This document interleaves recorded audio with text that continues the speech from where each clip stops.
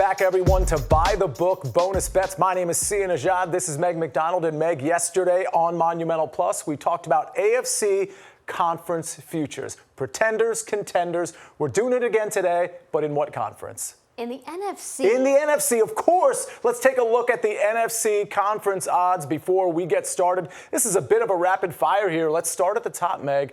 Detroit Lions, pretender or contender? I mean, what are we even talking about? Yeah. They are contenders. This is why this conference is so different than the AFC. Yes. The AFC is jumbled up. The teams are tough defensively. They beat up on each other. The NFC feels like a landslide for the Detroit Lions. They are running away with every single game. They don't mind running up the score. And even when it's a tight game, their defense can stand up and deliver some type of stop. I talk about the Texans that game. That was awesome. 19 unanswered points by the Detroit Lions on the road for the victory. Their offense rocks. There is a team that can catch them for the number one seed, and it is the Philadelphia Eagles. And we got to give them some credit. The defense really starting to look like a real defense. Okay. We know the offense can boom, especially with Saquon Barkley in the backfield. Pretender or contender? This I struggle with because I think they have the talent, right? On offense, A.J. Brown, Devontae Smith, Saquon Barkley jumping over grown men with families. Like I've said that before, it's awesome. Jalen Hurts looking healthy, I guess. Yeah. Like that matters as well because he can run the football and the tush push and the whole thing. I don't trust Nick Sirianni.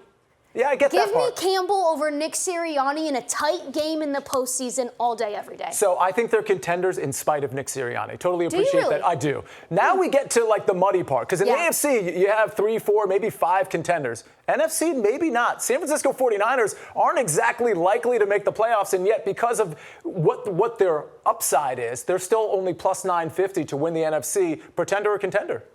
I hate to say pretender, but you're just losing so much depth in what feels like every single week. The defense looks different without Bosa, and I'm shocked that the 49ers and the Vikings have the same odds at plus 950. One is 5-5, and one is 8-2. Okay, so let's move on to the Vikings, because I agree with you. Unfortunately, I think San Francisco is a pretender right now. They just don't have enough. Minnesota Vikings, pretender or contender? 8-2.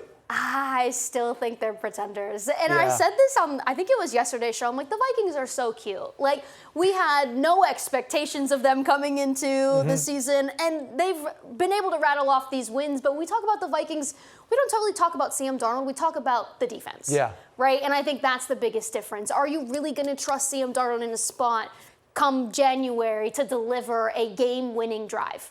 Fair point. Okay, we have a couple more teams that I think are worthy of discussion. Don't say Commanders. Actually, say Commanders. Well, no, we'll get to the Commanders because that's one of those teams. But let's talk about the Green Bay Packers. Here's the thing. Jordan Love has been a little dinged up. A healthy Packers team, an improved defense. Josh Jacobs still healthy. We're still on pretender mode with the Green Bay Packers. The Packers don't do anything for me. Yeah.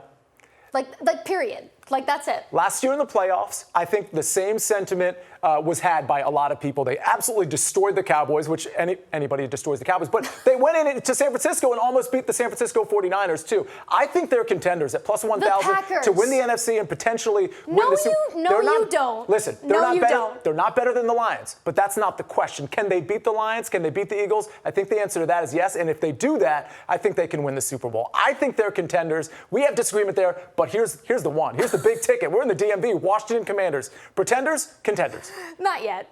Yeah. This is a great season. It's been really fun, and we can be really grateful for what we're seeing out of a rookie quarterback.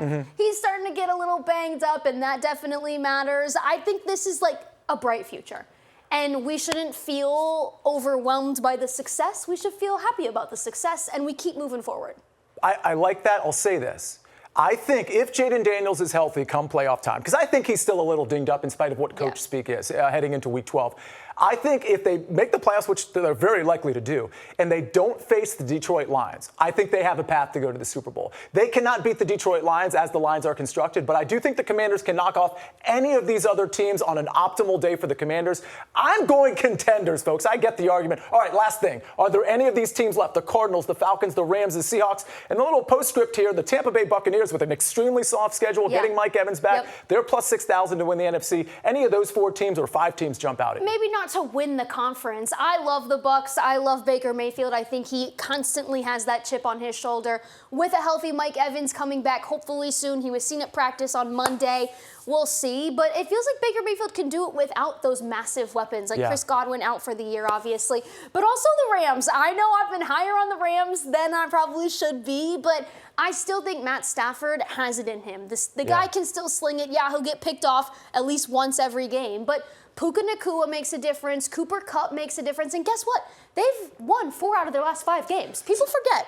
So we are headed, spoiler alert, we're headed into week 12. You might be watching this a couple weeks from now. Hopefully you're watching it right now, tomorrow. But here's the thing. They play the Eagles this week. If they can win that game, then all of a sudden the Eagles we have questions about, and the Rams are right back into that wild card hunt. We know what their potential is with Matt Stafford, Sean McVay, that receiver core. All right, well, those are the NFC pretenders and contenders. You get a lot of this content on Monumental Plus, on By the Book bonus bets. But, of course, you can watch us Monday through Friday, every Monday through Friday at 5:30. We got a lot of great guests, a lot of great picks. McDonald, you got myself.